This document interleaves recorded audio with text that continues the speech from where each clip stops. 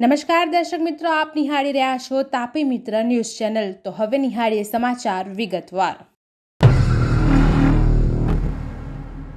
ગુજરાત પ્રદેશ કોંગ્રેસના vice president અને રાજકોટ શહેરના કોંગ્રેસના મહિલા અગ્રણી ગાયત્રીબા વાઘેલાની કાર સાથે અકસ્માત સર્જાતા કાર ચાલકે ડમ્પરના ડ્રાઈવરને નીચે ઉતારી માર માર્યો હોવાનો વિડીયો સોશિયલ મીડિયામાં વાયરલ થયો છે।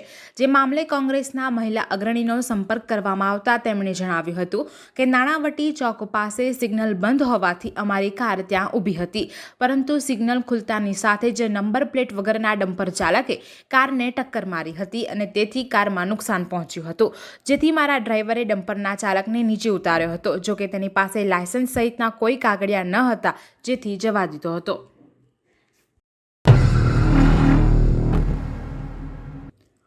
રાજકોટમાં નવરાત્રી પર્વ દરમિયાન અર્વાચીન રાસોત્સવમાં નીલ સિટી ક્લબના દાંડિયામાં જમાલ ગુડ્ડુ અને શકીરાના ગીત વગાડી તેના પર ડાન્સ થતાનો વિડીયો વાયરલ થયા બાદ હવે હિન્દુ સંગઠન મેદાનમાં આવ્યું છે।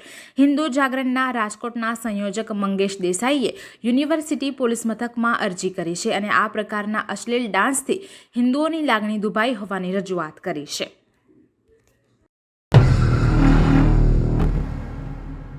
યાત્રાધામ અંબાજી નજીક ત્રિશુલિયા ઘાટ પાસે શ્રદ્ધાળુઓથી ભરેલી લક્ઝરી બસને અકસ્માત નડ્યો છે। અંબાજીથી તાતા વચ્ચે થયેલા અકસ્માતમાં 3ના મોત અને 54 લોકો ઇજાગ્રસ્ત થયા છે। 54 ઇજાગ્રસ્તોને સારવાર અર્થે પાલનપુર ખસેડાયા છે।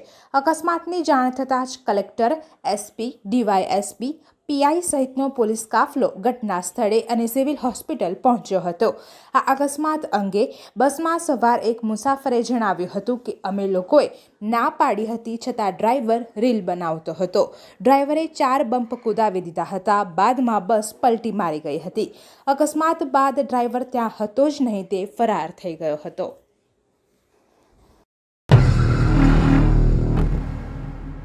જામનગરના રણજીતનગરમાં પટેલ સમાજના ચોકમાં છેલ્લા 73 વર્ષથી પટેલ યુવક ગરબી મંડળ દ્વારા નવરાત્રી પર્વની ઉજવણી કરવામાં આવે છે, જેમાં યુવકો દ્વારા રજૂ થતા તલવાર રાસ અને મશાલ રાસ લોકોમાં જબરું આકર્ષણ જમાવે છે।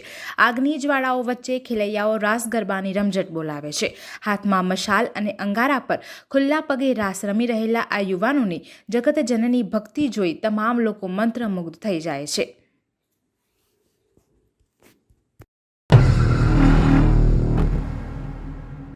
નવરાત્રિના બીજા નોરતે સગીરા પર ગેંગરેપ કરનાર સંસ્કારી નગરીના રાક્ષસોને ક્રાઇમ બ્રાન્ચે ઝડપી પાડ્યા છે।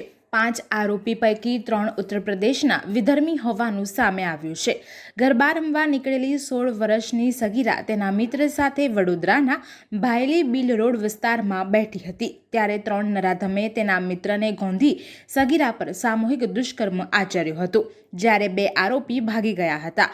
આ ગુનામાં સંડોવાયેલા 5 આરોપીઓને ઝડપી પાડ્યા છે। મુન્ના અબ્બાસ વણજારા, મુમતાઝ જુબેદાર અને શાહરૂખ આ 3 મુખ્ય આરોપીઓ છે। આરોપીઓ 19 વર્ષ પહેલા વડોદરા આવ્યા હતા, જેઓ પીઓપીના વ્યવસાય સાથે સંકળાયેલા છે। વડોદરાના દાંડિયા બજાર વિસ્તારમાં એક યુવતી અને યુવકે મળીને રાવપુરા પોલીસ સાથે ઝપાઝપી કરીને ગેરવર્તણૂક કરી હતી। યુવતીએ તો જાતે જ પોતાના કપડાં ફાડી નાખ્યા હતા। આ સમગ્ર ઘટનાનો વિડીયો હાલ વાયરલ થઈ રહ્યો છે। આ મામલે રાવપુરા પોલીસે બંને આરોપીઓ સામે ગુનો દાખલ કર્યો છે। બંનેની ધરપકડ કરી વધુ તપાસ શરૂ કરી છે।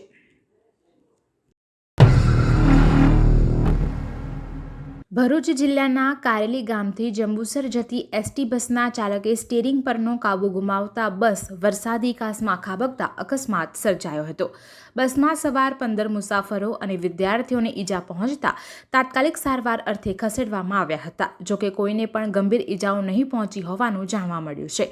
અકસ્માતની જાણ થતાં સ્થાનિક પોલીસની ટીમ હોસ્પિટલ પહોંચી ગઈ હતી અને અકસ્માતનો ગુનો નોંધી વધુ તપાસ હાથ ધરી હતી। દિવાળીના સમયે ચીટર ગેંગ એક્ટિવ થઈ ગઈ છે। બેંક અને બજારમાં નકલી નોટો ખપાવી દેવાના ઈરાદેથી નીકળેલા 2 આરોપીની સારોલી પોલીસે ધરપકડ કરી છે। આરોપીની ધરપકડ બાદ પોલીસને ખબર પડી કે આ રાષ્ટ્રવ્યાપી કૌભાંડ છે. આંધ્રપ્રદેશથી આવેલા 2 આરોપી આ નકલી નોટોની ડિલિવરી લેવા માટે સુરત આવ્યા હતા અને આ નોટો આપવા માટે મહારાષ્ટ્રથી આરોપી આવ્યા હતા. તેની પાસેથી એક મેપ પણ મળી આવ્યો છે, જેમાં ગાંધીધામ સહિત અન્ય શહેરોના નામ સામેલ છે. પોલીસને આશંકા છે કે અગાઉ તેને નકલી નોટની ડિલિવરી અન્ય શહેરોમાં પણ કરી હશે. સુરત સિવિલ હોસ્પિટલમાં આજે એક ટોયલેટમાંથી 2 મૃત ભ્રૂણ મળી આવ્યા હતા. આ અંગેની જાણ થતાં જ તંત્રમાં દોડધામ થઈ ગઈ હતી.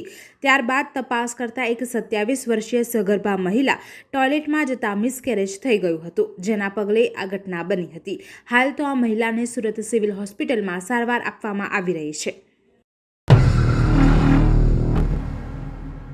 સુરતમાં અસામાજિક તત્વોને પોલીસે પાઠ ભણાવ્યો છે. લિંબાયતમાં આતંક મચાવનારનું પોલીસે સરઘસ કાઢીને જાહેરમાં માફી મંગાવી છે.